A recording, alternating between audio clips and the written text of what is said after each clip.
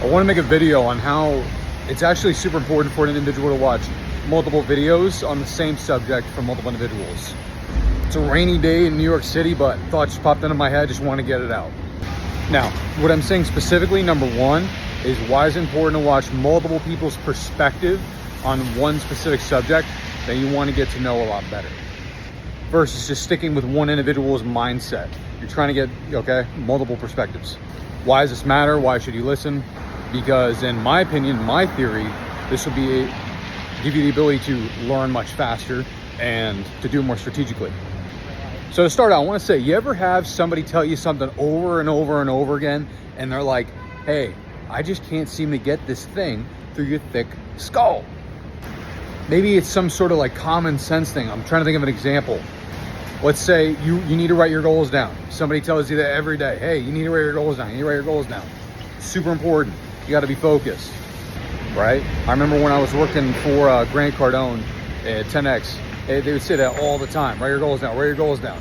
I'm sure they said to our entire sales team, there's multiple individuals that I'm sure have the exact same frustration, especially sales managers, when they tell their sales team to do something and over again, they won't do it, right?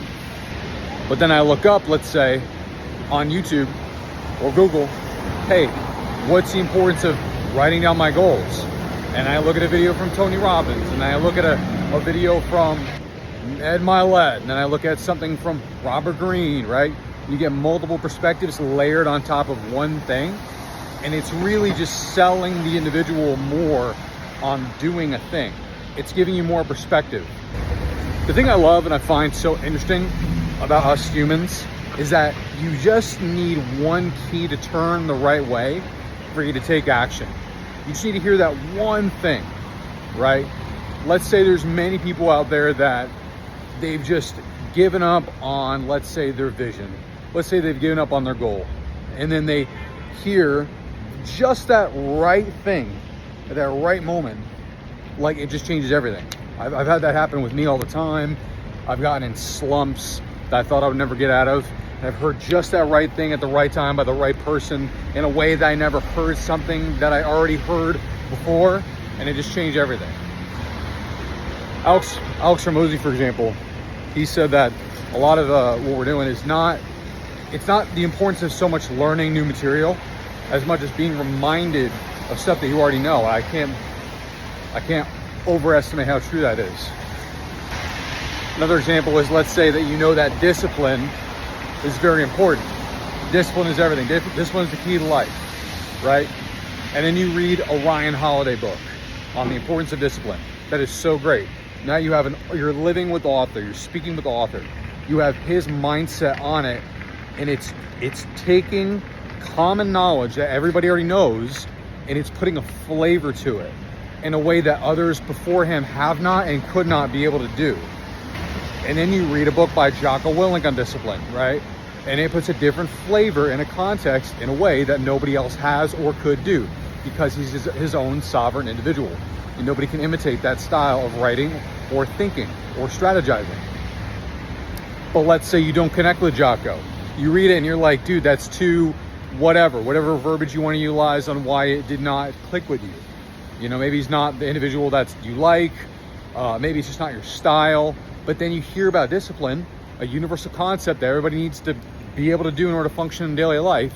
And you hear from another guy. Maybe it's Robert Greene. Maybe he's more your style, right? I know I'm utilizing the same names here, but these are just people I'm thinking of at the top of my head for examples. And then that's the guy. That's the person that you cling to, right? I remember I would, it's like, for example, sales, right? I've watched all the sales trainers, every single one of them, not even gonna name them, because I've just watched all of them, right? And then there's a few that would just click with me. I'd be like, oh my God, that guy said the same thing that guy and that guy and that guy said, because that's all that sales trainers do, is they pretty much just copy over the same crap. They all say the same exact crap, all of them, every single one of them, no exceptions. And if you didn't know that already, that's, you got to learn that. Everybody's just recopying material. But you hear somebody say something a certain way that just clicks with you. It just vibes with your aura, with who you are, right? And that's the way that you needed to hear it. I'm a big believer in inspiration. I'm a big believer in the creative process of life, right? I'm a big believer in unorthodox methods in order to achieve your goals, ways to prime your mind, ways to find new answers, ways to achieve success. I'm a big believer in experimenting and just doing strange things in order to have that come true. Now, I haven't achieved what I call massive success yet, but actually I got a new high score in Tetris. Though, so that is some massive success there, huh? Keep that in mind. But I just believe the mind is so intricate and so crazy that there's multiple strokes for multiple folks, multiple ways to skin a cat, and too many people copy and paste something in a way that someone else said that it just doesn't feel right. It's like you're fitting, let's say that it's like you're fitting a square peg into a round hole. If you listen, and we're going to use the same examples again for the sake of the video, you're learning about discipline. And you're hearing it from David Goggins. And when you hear it from David Goggins, you think, okay, I need to be disciplined, but the way this individual talks, it just sounds like pain and suffering, right? But then you hear it from another individual, okay, and it just sounds like, oh my God, that makes perfect sense. This person is like me. Their learning style is like me. The way that they think is more like me. And they're discussing a concept that I know I need to learn anyway. A really, really great book talking similarly to what I'm discussing was The Art of Learning by Josh Waitzkin. And he told the people that basically there's two ways to break a horse, okay? There's two ways to learn something. We'll discuss that in a second if it's needed. But I'm gonna discuss that there was two chess masters that he wanted to learn from, okay?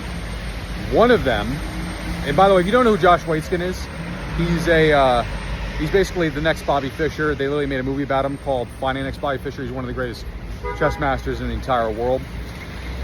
Child chess prodigy, and then he also became a champion in martial arts and multiple arenas of life. So he's taken his mental abilities and transferred it from chess to physical. So he's definitely a guy you want to listen to. And he said that when he was learning chess, okay, there were two individuals to learn from. I'm not going to remember their exact names. It might be Mierzejewski, some Polish name. I can't remember it. Don't get mad at me. But one individual, their way of learning, okay, was to give love and to talk to the kids, to adapt to their style of learning, to go at their pace, right? If the chess player was a defense player, they would move in a defense way.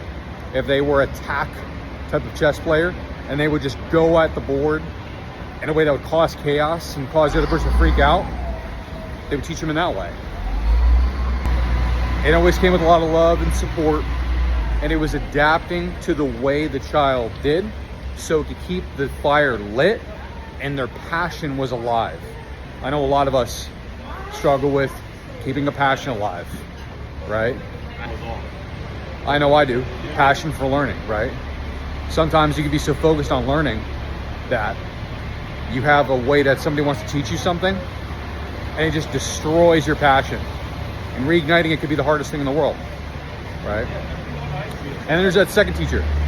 The second teacher wants to literally defeat the child, wants to beat them down, just absolutely destroy them, wipe them. They want the kid to literally feel like he won, and just I don't know what to say except for to actually absolutely beat the kid down, right? And so that's what he was discussing when there's two ways to break a horse, right? One is that you can take the horse and you could gently lead it to water, and while you're leading it to the water, you're petting it, you're giving it food, okay? And in the meantime, what's happening is you're keeping the spirit of the animal. You're keeping the passion alive. You're keeping the life of the animal alive. And it still has that life inside of it. The other way is to beat it and to pull it very hard and to force it to the water and to break the animal, right? To break the spirit and to break the life inside of it. It's kind of like sales, right? There's two ways to sell somebody. One could be you do time bonds right? And you just force them in a corner and you just beat them into submission, and they hate the fact that they bought. You hate the fact that you had to do it. Everybody's pissed off. They feel like they were taken advantage of, right? Like timeshares, I think is what it's called, right? And the other one is through proper communication, just developing a relationship. Does this fit your needs? Being passionate towards the individual, empathetic, you know? So where am I going with this, right? Is I'm saying that the reason I'm making this video is because I know that my love for learning has sometimes been doused by too orthodox methods. College, people trying to train me in a certain way that just did not fit. And I know people feel like they have the answers, or they don't have the answers and they've given up for looking for answers on concepts that they want to learn about. It's just very important to not do that. And just keep looking, and that there will be a day or a video or a book or an article where whatever you want to learn about most and whatever makes you most passionate about clicks, right? And you need to deepen your learning on specific things that you care about.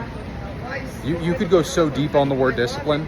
You could just read hundreds and thousands of books and you still could be learning forever. So that's my message. Cool.